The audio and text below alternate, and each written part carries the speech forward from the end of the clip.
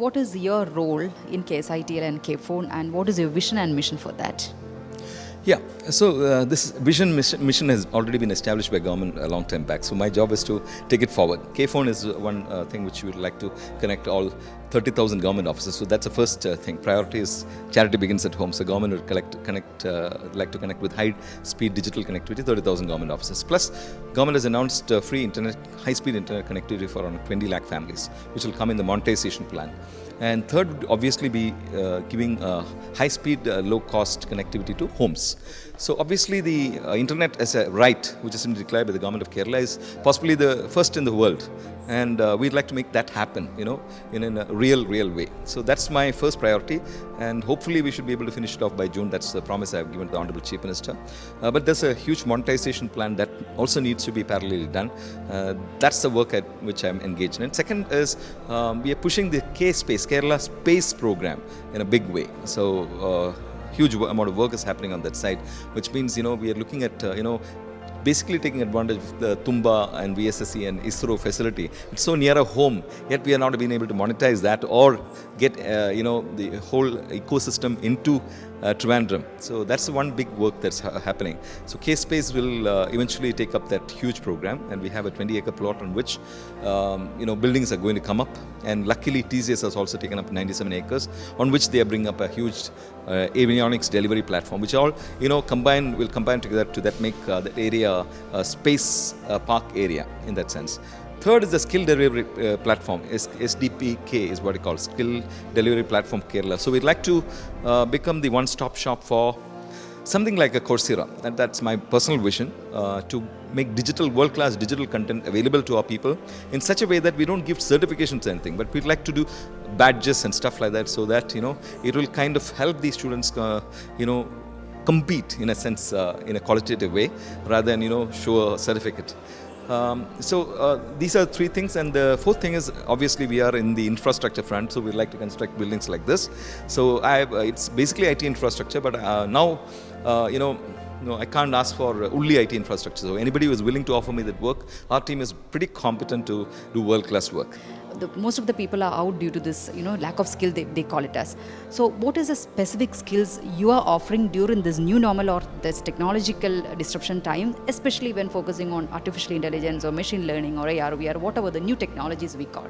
See, if you look at all the skilled personnel in India, especially in the IT sector, I understand that around 30% of the skilled personnel are from Kerala. So they move from here to, for searching for greener pastures.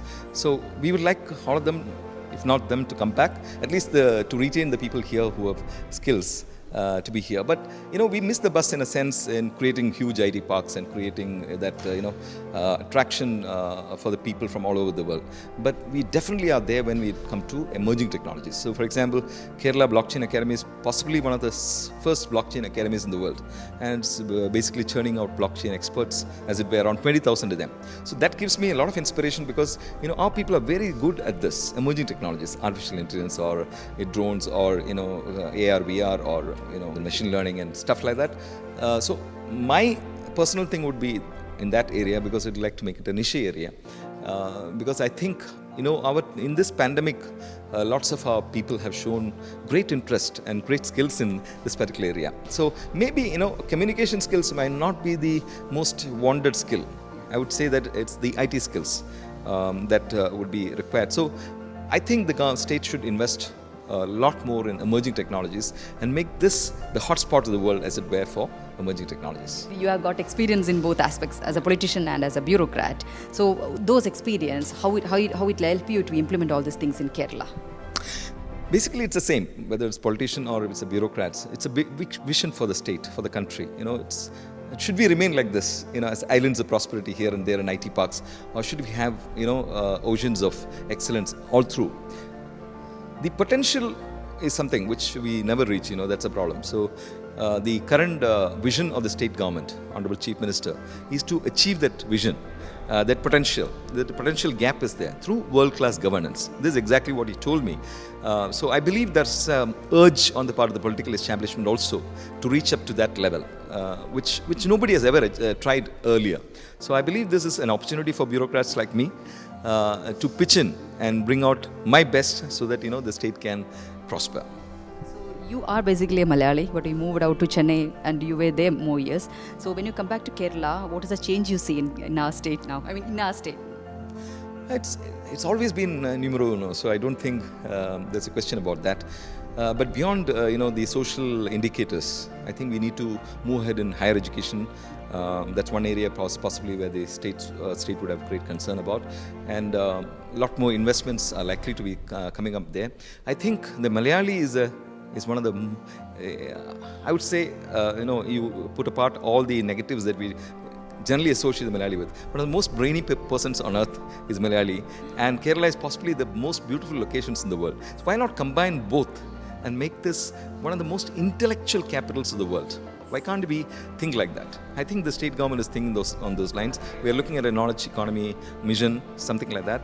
So all in all, I feel that I have come at the right time when Kerala is at the cusp of a big revolution in terms of human investment. All the very best, sir, and we are waiting for the new ventures to come in Kerala. Thank you.